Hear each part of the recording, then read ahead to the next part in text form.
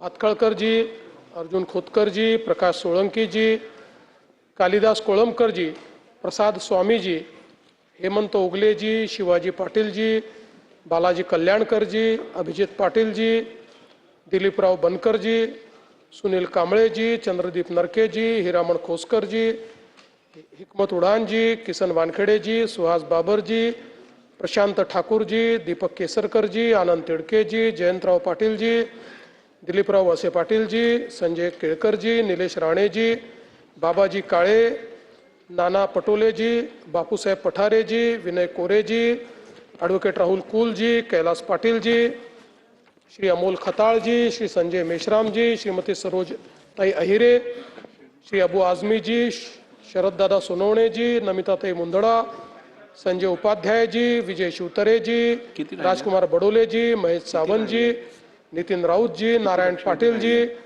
बबनराव लोणीकरजी, मंजुळाताई गावित, किरण लहामटेजी, Uttamrao Jankar, Satyajit देशमुखजी, Siddharth खरातजी, Murji Patelji, Amit देशमुखजी, Ashutosh काळेजी, doctor Atul बाबा भोसलेजी, अमित जनकजी, अनंत नरजी, Vitthal Langeji, Vishwajit Kadamji, Shekhar निकमजी, Gopichand पडळकरजी, Sanjay दरेकरजी, Baburao Kadam कोहळीकरजी, doctor ज्योती गायकवाड ताई, श्री काशीनाथ दातेजी, श्री चरण सिंग ठाकूरजी, श्री हारून खानजी, श्रीमती सुलभाताई गायकवाड, श्री मनोज जामसुतकरजी, श्रीमती स्नेहाताई दुबे, श्री गजानन लवटेजी, प्रवीण तायडेजी, किरण देवतळेजी, विक्रम पाचपुतेजी, देवराव भोंगळेजी आणि देवेंद्र कोठेजी अशा एकूण 74 सदस्यांनी याच्यामध्ये सहभाग घेतला. या सर्व सदस्यांचे मी मनापासून आभार मानतो. अध्यक्ष महोदय, सर्वप्रथम मी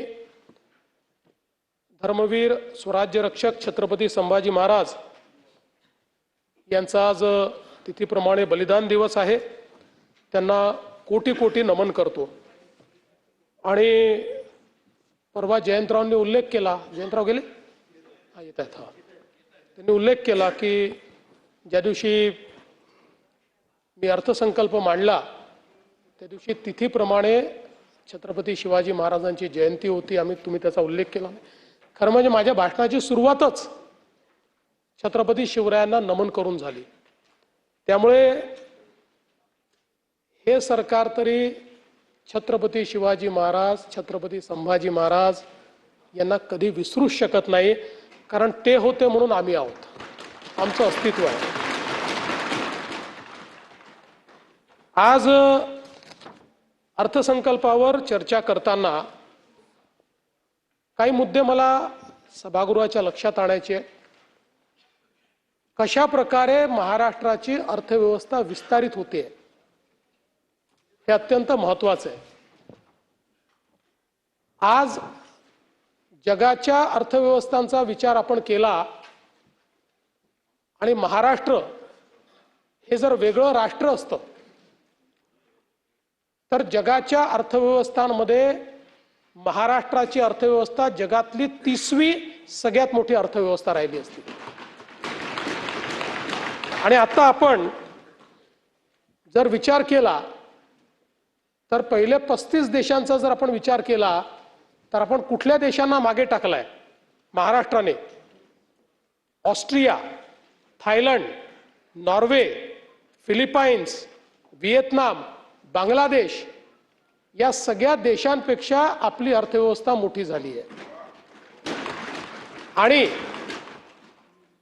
जर आपण आपला ग्रोथ रेट सस्टेन करू शकलो तर पुढच्या 2 ते 3 वर्षात UAE आणि सिंगापूर या देशांच्या अर्थव्यवस्थेला देखील आपण मागे टाकू. आपला विस्तार त्यांच्यापेक्षा देखील मोठा होईल. आपण या ठिकाणी जर बघितलं तर आपली ग्रोथ कशी आहे तर जयंतराव 2013-14 साल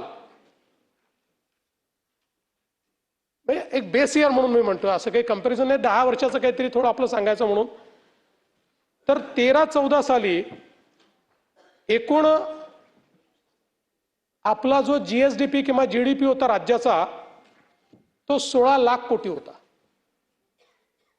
10 वर्षामध्ये 16 लाख कोटी महाराष्ट्र निर्माण झाल्यापासनं तर 2013-14 पर्यंतचा महाराष्ट्राचा GSDP 16 लाख कोटी आणि गेल्या 10 वर्षात आम्ही 16 लाख कोटीवरनं 51 लाख कोटी रुपयावर पोहोचलो.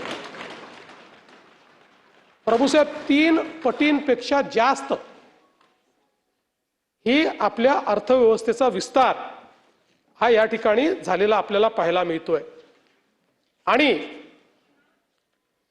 सरत्या वर्षामध्ये देशाच्या GDP पेक्षा आपला GDP ग्रोथ हा जास्त आहे.